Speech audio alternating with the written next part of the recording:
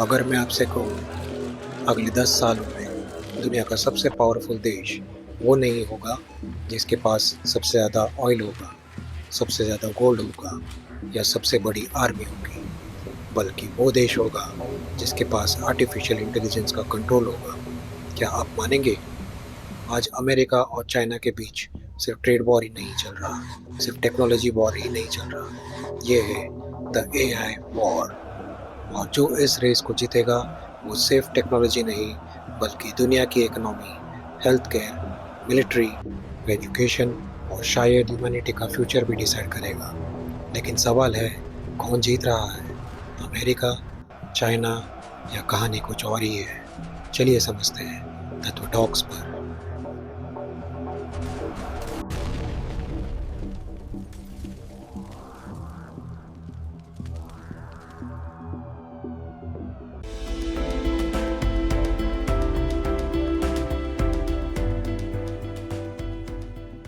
जब हम एआई की बात करते हैं तो हम चैट जीपीटी, जेमिनाई, क्लाउड या डीप सीक जैसे टूल्स के बारे में सोचते हैं। लेकिन एआई सिर्फ एक चैटबॉट नहीं है। AI is the new electricity. जैसे इलेक्ट्रिसिटी ने हर इंडस्ट्री को बदल दिया, एआई भी हर इंडस्ट्री को ट्रांसफॉर्म करेगा। Banking, defence, agriculture, manufacturing, software, education, health care, सब कुछ। इसलिए अमेरिका और चाइना दोनों एआई में ट्रिलियन डॉलर फ्यूचर देख रहे हैं। लेकिन ये रेस इतनी इम्पोर्टेंट क्यों है? चलिए एक एग्जाम्पल से समझते हैं। 100 साल पहले जिस देश के पास ऑयल था उसके पास पावर थी। फिर इलेक्ट्रिसिटी आई, फिर कंप्यूटर्स आए, फिर इंटरनेट ने दुनिया बदल दी। और आज एआई अगला रेवोल्यूशन है। एआई सिर्फ ईमेल्स लिखने के लिए नहीं बना। एआई मिसाइल्स गाइड करेगी, एआई हॉस्पिटल्स में डॉक्टर्स की मदद करेगी, एआई नए मेडिसिन डिस्कवर करेंगे, एआई ट्रैफिक भी कंट्रोल करेगा, एआई फाइनेंशियल फ्रॉड भी डिटेक्ट करेगा और एआई फैक्ट्रीज को ऑटोमेट भी करेगी। एआई नए साइंटिफिक डिस्कवरीज को एक्सेलरेट करेगा। मतलब जो देश एआई में लीड करेगा वो इनोवेशन में भी लीड करेगा और इकोनॉमिक ग्रोथ में भी। History remembers the nation that create revolutions, not the ones that merely consume them. इतिहास उसी देश को याद रखता है जिस देश ने एआई रेवोल्यूशन लाया हो, ना कि सिर्फ एआई को कंज्यूम करे। अब सवाल ये है, दोनों कंट्रीज के पास पैसा भी है, टैलेंट भी है, टेक्नोलॉजी भी है, लेकिन कौन कितना स्ट्रॉन्ग है? चलिए पहले देखें। अमेरिका। दोस्तों, जब भी एआई की बात होती है एक नाम बार बार सामने आता है, अमेरिका। लेकिन सवाल ये है, अमेरिका इतना पावरफुल कैसा बना? क्या सिर्फ पैसा या इसके पीछे कोई और स्ट्रेटेजी है? चलिए इसे डिटेल में समझते हैं। अमेरिका की सबसे बड़ी स्ट्रेंथ सिर्फ उसकी इकोनॉमी ही नहीं बल्कि उसका इकोसिस्टम भी है। सिलिकॉन वैली, जहाँ से दुनिया की सबसे बड़ी टेक्नोलॉजी कंपनीज निकली, Apple, Google, Microsoft, Meta, Nvidia, open AI, Anthropic, XAI, ये सिर्फ कंपनीज ही नहीं, ये एआई रेवोल्यूशन की इंजिन्स हैं। Countries don't win technology revolutions by luck. They build ecosystems where innovation becomes inevitable. AI सिर्फ सॉफ्टवेयर नहीं होता। AI को चलाने के लिए बहुत पावरफुल हार्डवेयर भी चाहिए। और यहाँ आती है एनवीडिया। अगर चैट जीपीटी को एक फॉर्मूला, एक कार मान लो, तो एनवीडिया उसका इंजन बनाता है। एनवीडिया के जीपीयूज़ आर्टिफिशियल इंटेलिजेंस मॉडल्स को ट्रेन करने के लिए दुनिया भर में सभी यूज़ होता है।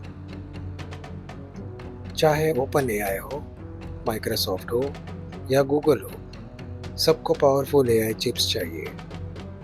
एक सिंपल एग्जांपल, अगर सीपीयू एक ऑफिस एम्प्लॉय है तो जीपीयू एक पूरी टीम है जो एक ही टाइम पर हज़ारों काम कर सकती है। इसी वजह से एआई ट्रेनिंग बहुत फास्ट होती है। अमेरिका की दूसरी strength universities Stanford, MIT, Carnegie Mellon, Berkeley ये सिर्फ स्टूडेंट्स को पढ़ाती नहीं, ये फ्यूचर इन्वेंट करती है। AI research, scientist, startups, investors सब एक इकोसिस्टम में काम करते हैं। सिर्फ टैलेंट काफ़ी नहीं होता, पैसा भी चाहिए। अमेरिका में वेंचर कैपिटल इकोसिस्टम बहुत स्ट्रॉन्ग है। अगर किसी स्टूडेंट के पास एक रेवोल्यूशनरी आइडिया हो तो उसे फंडिंग मिल सकती है। इस वजह से हर साल हज़ारों एआई स्टार्टअप्स अमेरिका में शुरू होते हैं। लेकिन एआई रेस सिर्फ बिजनेस तक लिमिटेड नहीं है। डिफेंस भी इस रेस का एक इम्पॉर्टेंट हिस्सा है। एआई का यूज़ हो रहा है ड्रोन टेक्नोलॉजीज़ में, साइबर सिक्योरिटी में, सैटेलाइट इंटेलिजेंस में, लॉजिस्टिक्स में और बैटलफील्ड डिसीजन सपोर्ट में। इसलिए एआई को कई experts the new arms race भी कहते हैं। Artificial intelligence is no longer just about technology, it is about national power. लेकिन अगर अमेरिका इतना स्ट्रॉन्ग है तो चाइना क्यों चैलेंज कर रहा है? और क्या चाइना सच में अमेरिका को एआई में पीछे छोड़ सकता है? अगला चैप्टर शायद आपको सरप्राइज करे। तो दोस्तों, अमेरिका की स्ट्रेंथ हमने देख ली, लेकिन अगर रेस सिर्फ अमेरिका ही जीत रहा होता तो दुनिया इतनी टेंशन में नहीं होती, क्योंकि एक और देश भी है जो शायद कम बोलता है लेकिन बहुत तेजी से काम करता है, चाइना। और शायद एआई की रेस में अमेरिका का सबसे बड़ा कॉम्पिटिटर भी वही है। चाइना का मॉडल अमेरिका से बिल्कुल अलग है।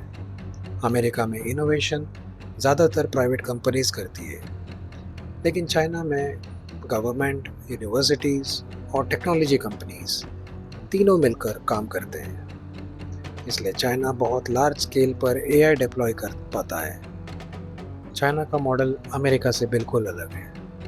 अमेरिका में इनोवेशन ज़्यादातर प्राइवेट कंपनीज करती हैं, लेकिन चाइना में गवर्नमेंट्स, यूनिवर्सिटीज़ और टेक्नोलॉजी कंपनीज तीनों मिलकर काम करते हैं। इसलिए चाइना बहुत लार्ज स्केल पर एआई डिप्लॉय कर पाता है। Smart cities, manufacturing, logistics, health care, हर जगह एआई का इस्तेमाल बढ़ रहा है। कुछ ही समय पहले दुनिया भर में एक नाम बहुत डिस्कस हुआ, डीप सीक। इसने एआई इंडस्ट्री को एक इम्पॉर्टेंट मैसेज दिया। एआई इनोवेशन सिर्फ सिलिकॉन वैली तक सीमित नहीं है, चाइना भी पावरफुल एआई मॉड्यूल्स डेवलप कर रहा है। इस कंपटीशन का सबसे बड़ा फ़ायदा किसको होगा? हमें, क्योंकि कंपटीशन इनोवेशन को तेज़ करता है। लेकिन एआई सिर्फ सॉफ्टवेयर का गेम नहीं है। जैसा हमने पहले देखा, पावरफुल एआई के लिए पावरफुल चिप्स चाहिए, और इसी वजह से सेमीकंडक्टर इंडस्ट्री इस एआई वॉर का सबसे इम्पोर्टेंट बैटलफील्ड बन गया है। चाइना अपनी चिप मैन्युफैक्चरिंग कैपेबिलिटीज़ को इम्प्रूव कर रहा है ताकि इंपोर्टेड टेक्नोलॉजीज पर डिपेंडेंसी कम हो। In the AI race, chips are the new oil. और अब सबसे इम्पोर्टेंट सवाल, भारत कहाँ स्टैंड करता है? क्या इंडिया सिर्फ एआई यूज़ करेगा या एआई क्रिएट भी करेगा? इंडिया की सबसे बड़ी स्ट्रेंथ हमारे लोग हैं। हर साल लाखों इंजीनियर्स ग्रेजुएट होते हैं। इंडियन प्रोफेशनल्स दुनिया की लीडिंग टेक्नोलॉजी कंपनीज में काम कर रहे हैं। AI researchers, software developers, data scientist, product managers, हमारे आसपास के टैलेंट की कमी नहीं है।